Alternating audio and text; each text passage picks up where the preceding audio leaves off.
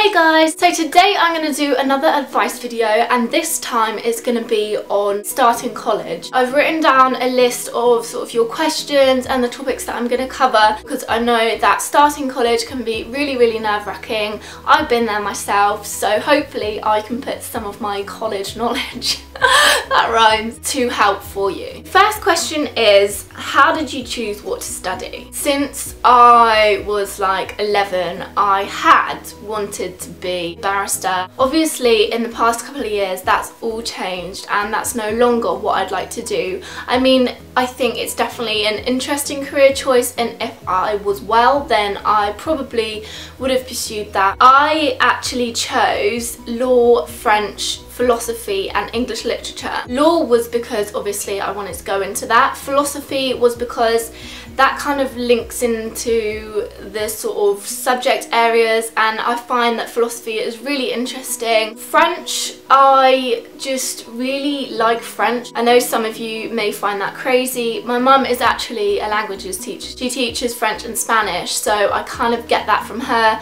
and also it's obviously really useful to have someone at home as like sort of a human dictionary for that. English literature because I really love like poetry and books, and I actually dropped English literature in the second year because my teacher was just absolutely horrific. I actually taught myself the whole syllabus basically for my exam. I did my first year of my ASs and then obviously like chose to drop English lit after I got my results, but that was when I got really ill, so I went to about 2 days of college, of my second year of college, and then I went to hospital, so I had a year out and I really had no intention of going back to college. I didn't want to do anything, I didn't want a future, I couldn't even think of college because it made me feel really bad, like all the people there, the amount of like rumours and stuff that went around about me. I just felt really uncomfortable actually thinking of the place, and the college actually dealt with me really badly when I was ill, so I was really angry at them. Anyway, as I started getting better, I actually decided to go back to college, and I wasn't sure whether to continue with my options that I'd done in the first year or pick completely different options, because by then I had no interest in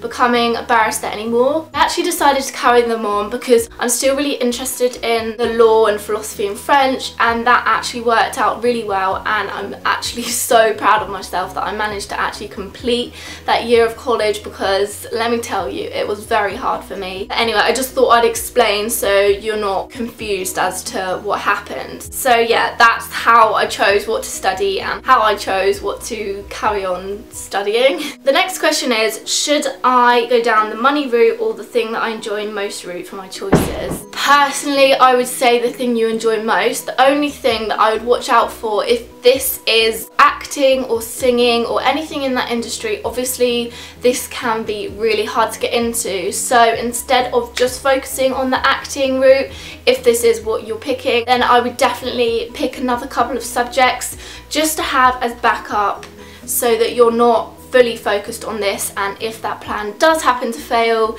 then you have a backup. The next question is, what do you do if your parents want you to pick subjects different to what you want? This is really tricky because obviously I didn't have this issue. My parents would completely support anything I want to do and they've been amazing throughout my whole college life.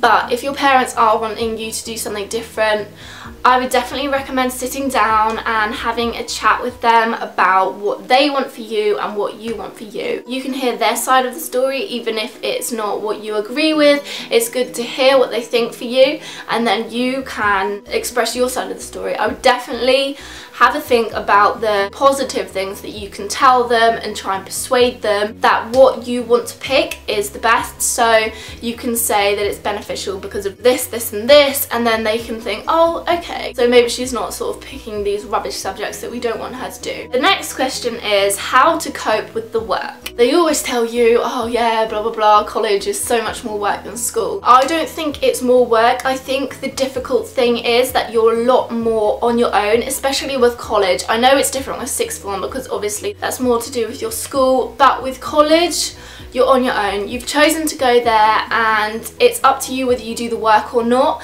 and it's up to you whether you succeed or you fail. So that is the element in it that people find difficult to adjust to, especially in their first year. People get a real shock when they get their grades back. It is such a different way of working. But I'd say in terms of coping with your work, do not sit at home every day and do your work. But I know it's hard. As soon as you get the work, get it out the way. So you've done it, and you don't have to do it at the last minute and panic, and you have time to go out and do stuff that you enjoy. The next question is to do with that. How do you organise your time with homework, revision, social life, sleep, free time, etc.? In terms of organising your time, maybe have set periods. So when you come home from college, have like an hour to chillax, and then do all your homework, do all your work, get that done and out of the way, and then you can have the rest of the evening to do whatever you want. I mean, that doesn't have to be like that, but I would definitely like have an hour period, sort of maybe every day, every few days, that you can set to do your work, and then you have the rest of the time to do whatever you want. You don't really need to be worrying about revision like as soon as you're going to college. Obviously, now they've got rid of the January exams, you don't have to worry about that too much. I would definitely recommend going over things, and I'm going to talk a bit more about my best revision techniques a bit later. Best stationery / stuff to take.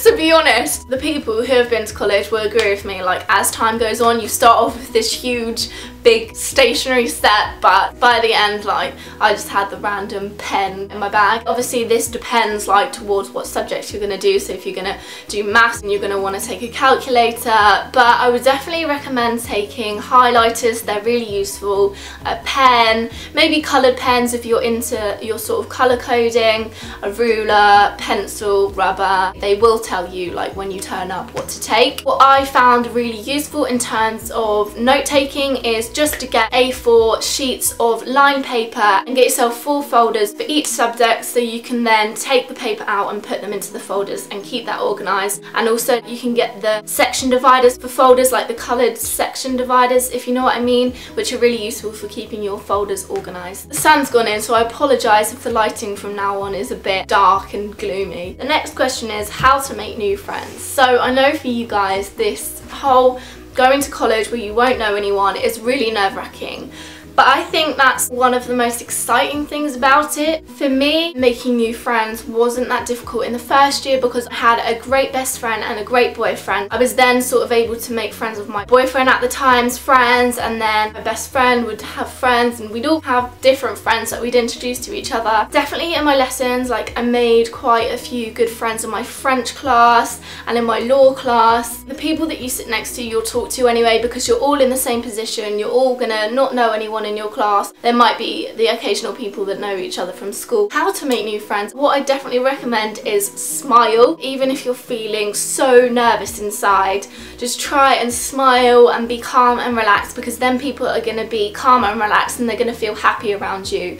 Have the courage to go and sit next to someone in your lesson and talk to them. Don't worry guys, you'll be fine, honestly. Like, in your lessons you're going to have to talk to each other anyway. The next question is revision techniques. The one biggest revision technique which I love, it might not work for you guys but it really works for me, is mind maps. So you've got all this stuff and it's all over the place, and you need to condense it down so you can know what you need to know for the exam. So what I'll do, I'll go through all my notes, and for example with philosophy there'll be different sections on the different like philosophers and the different theories. So we'll do one mind map for a certain theory, and then all the key things that I need to know for that, and I'll make a few mind maps for the subject of what I need to know, and you can either put these in your folder, you can stick them on your wall. You're not only doing the process of putting all the information on and copying it out and going over it, but then you have it there so you can just quickly say yep, know this, this and this and this for the exam. Also, sit somewhere out of your bedroom. I wouldn't recommend revising in your bedroom because you want to keep your bedroom as a space that you're like chilling in. If you're sitting in your bedroom, in your bed doing revision, then your bed sort of becomes more of a work zone and you want that to be a sleep zone. So what I do is I just go downstairs, sit at the dining room table because I know that I won't get distracted there. Definitely take breaks. Just do small sections of revision and then you can check your phones. I'd say, okay, I'll just finish this mind map and then I can go and check my Instagram, or then I can go and internet shop, whatever I wanted to do. When you have your break, go out of the room that you are revising in, so you've like left your revision in that room. What made you choose college rather than sixth form, and which is better, sixth form or college? So the easy answer to what made me choose is that my school didn't have a sixth form. If it did, I wouldn't have gone to it because I couldn't wait to leave that school.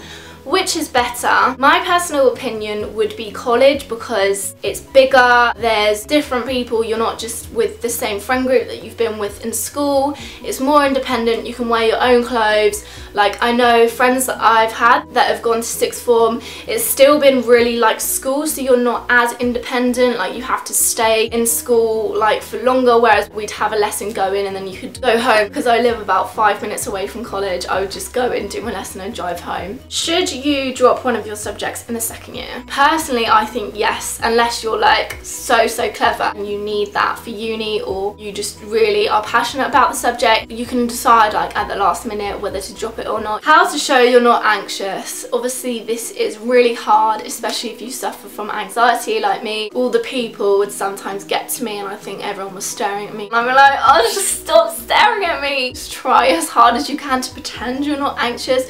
So consciously make the effort to smile, put your shoulders back, relax your jaw, and just go for it. Like, honestly, what can you lose from talking to someone in your lesson, or going up to someone and saying, hey, I love your shoes, like, where did you get them from? That can be like a conversation starter. Remember to think it's not the end of the world, even if you may think it is, and take some deep breaths, relax, and enjoy yourself. So the final question is, what was your first day like? Well, guys, my first day was the day after prom, which was the day after prom.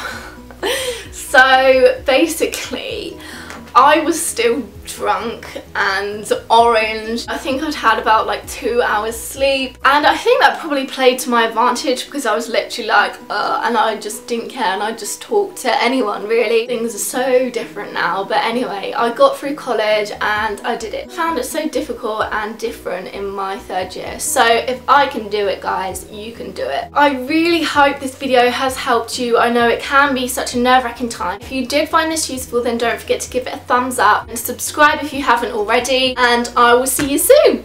Bye!